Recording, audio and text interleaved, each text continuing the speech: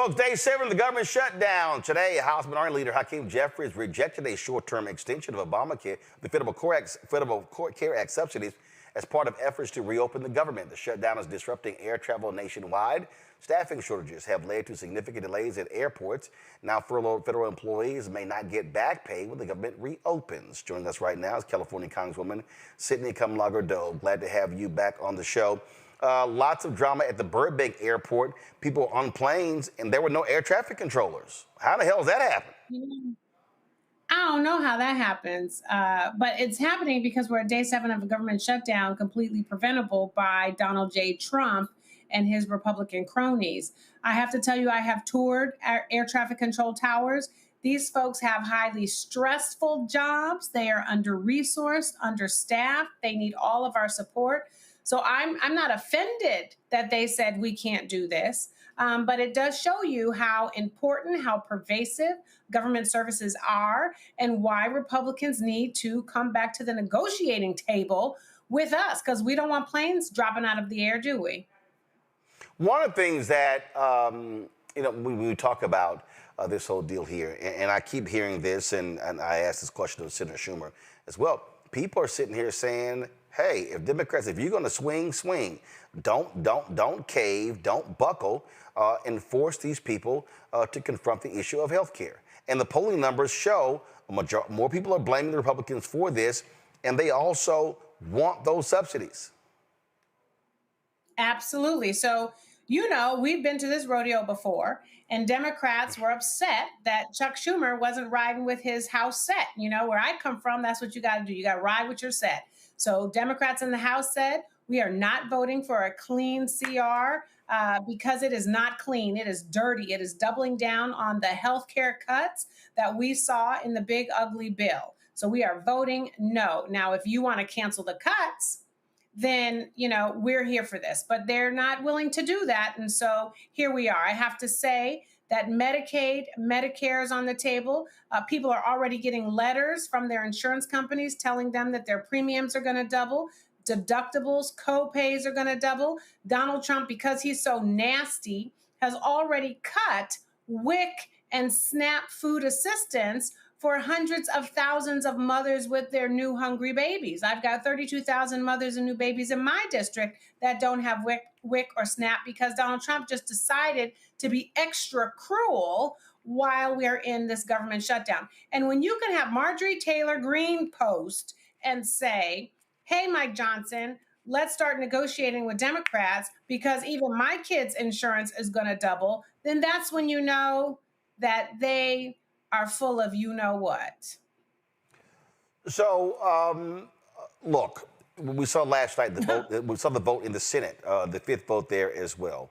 And you've got Trump and you've got his people who are kind of like, you know what, who gives a damn?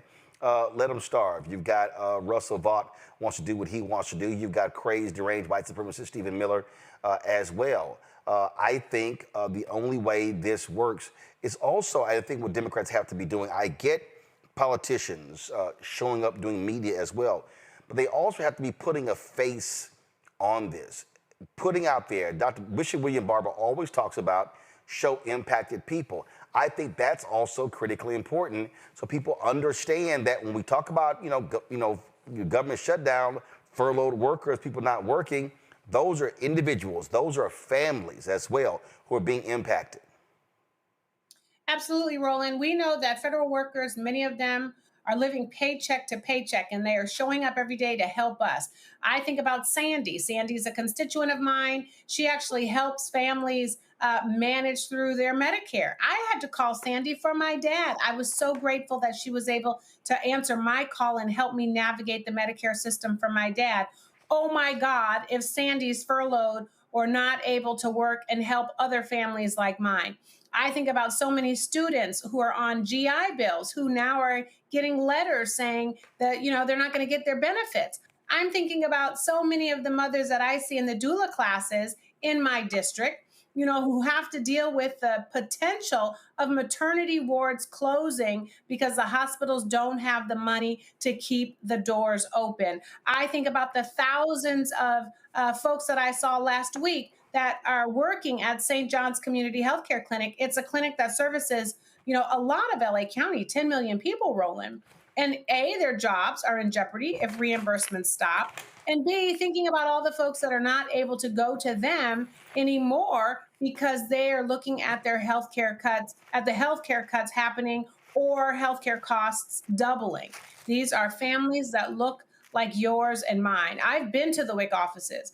I've seen the mothers with the new babies, the young mothers with the new babies, and they're trying to get, diapers, and they're trying to get baby formula. What have they done to deserve this? What do you say to the person who says, you know what, this doesn't affect me? I'm unbothered. You should get bothered. A, if you're a Christian, you should be bothered. B, 3/4 of ACA, Obamacare, Medicaid enrollees are in red states that Trump won. So this isn't just about, hurting Democrats. It's about hurting Americans.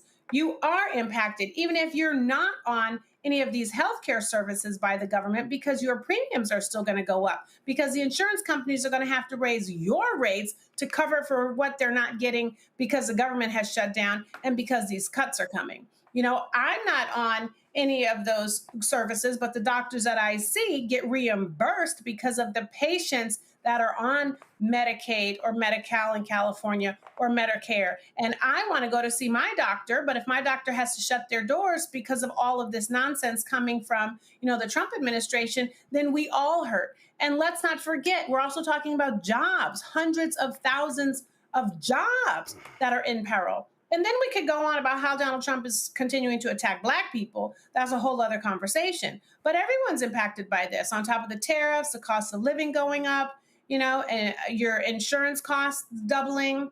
So they need to negotiate with us, and they know they need to, but they also don't know how to eat humble pie and come out of this hole they've dug for themselves and figure out when it's time to start fighting for the American people rather than bowing down to Donald Trump.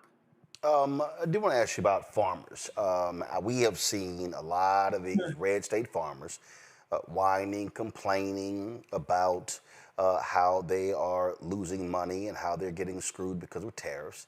And it's hard to say, but I literally said, the hell with them. I'm sorry. If you are in Nebraska, Iowa, Wisconsin, Pennsylvania, Michigan, if you are in Ohio, all those states, Arkansas, South Carolina, North Carolina, Tennessee, Georgia, Florida, Mississippi, Alabama, Texas, they all voted for Trump. So when they voted for this. And so what's crazy to me is they want Democrats. Oh, they want Democrats to bail them out. They want Democrats to stand with them. And I'm going to be honest, y'all not going to get rewarded. These folks aren't going to remember that. I remember the first stimulus bill of Obama. He saved the asses of Elkhart, Indiana. Numerous those towns in Indiana were for stimulus. Did they support him? Nope. They did not. And so to me, hey, this is where we tried to tell you. Y'all go talk to them because that's your savior. That's your cult leader. Yeah. He screwed you. Not only this time, but he did to you last time. Did y'all forget? Yeah, this is the find out phase.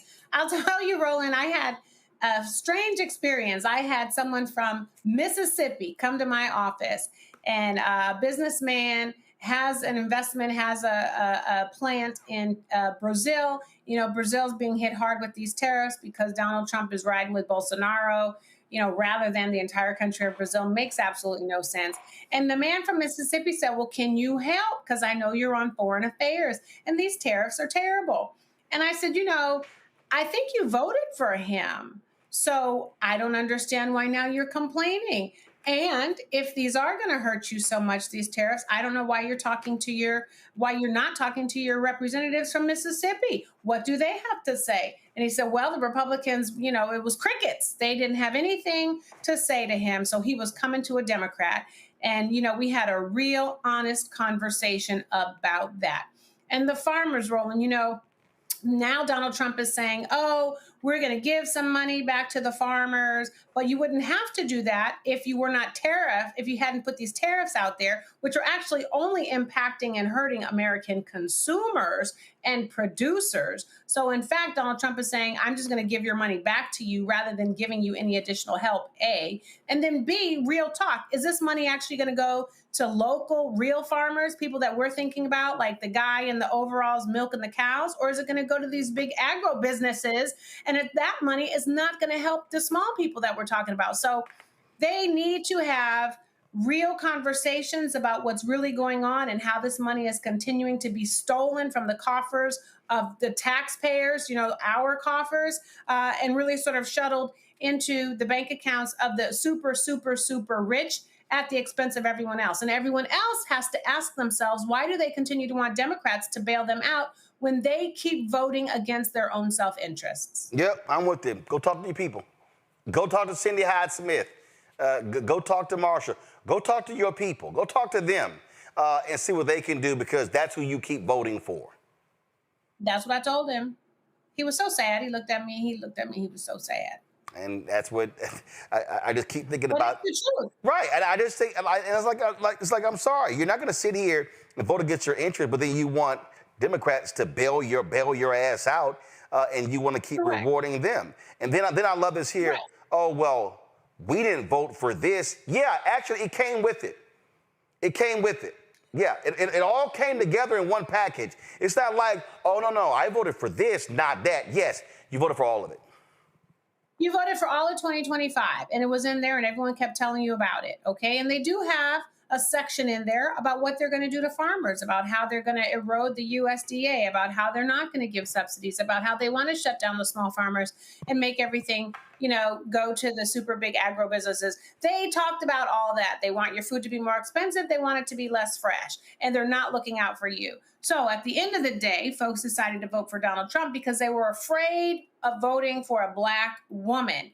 And now here we are in the find out phase, and everything that she predicted would come true is happening in real time. And folks are running to Democrats saying, will you save us? Now, obviously, we're fighting the good fight for the American people, but we have to shade you to help you see the error of your ways and to let you know that no one can stomach this long term. This chaos to the Constitution, to our democracy, to our rights, it's unsustainable, and it's also unnecessary. This man has never said he loves this country. And we have the most incompetent, unqualified, racist, and bigoted cabinet in the history of this country. And I'm even including Reconstruction days. So we have to continue to talk about that. We have to continue to talk about, why is Pete Hegseth saying diversity isn't our strength, and then yelling at folks because of their weight when we are making ourselves less safe with allies abroad? Why are we letting Donald Trump say crazy things about tariffs and this economy and not actually trying to figure out how to look out for the American people? Why is Donald Trump actually lying and saying that he's going to, not provide back pay, or the government isn't going to give federal workers back pay for being furloughed? That's illegal. So we have to push back on him, and corporate media has to be part of this pushback too. Well, we know they've sold out for Donald Trump. So I mean that ain't happening. That ain't gonna happen. They've totally shade him. I will be at. I believe in shade. They call me King Petty for a reason. So I'm absolutely about throwing shade towards them. All right, Congresswoman, I appreciate it. Thanks a lot. Always good to see you, Roland. Hello, I'm Isaac Hayes III, founder and CEO of Fanbase, and I'm here with a very important message. We are at a turning point in the Black community where we must have equity in the apps we use that scale to billions of dollars.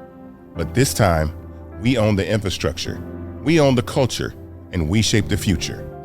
And Fanbase is the future. Fanbase combines the free functionality of Instagram, TikTok, and YouTube into an all-in-one platform built for the evolution of social media and monetization. With over 1.4 million users, that's real proof that we are shifting the conversation of tech ownership and equity for creators. So right now, I want you to go to startengine.com/fanbase and invest today. The minimum to invest is $399. That gets you 60 shares of stock in Fanbase at $665 a share. This marks a turning point in Black ownership of social media. If we don't take this opportunity to own social media right now, we will always be customers to our own creations. And that can't go on. So once again, go to startengine.com/fanbase and invest today. We must own the platforms where our voices live, our stories matter, and where our culture drives the world. Thank you.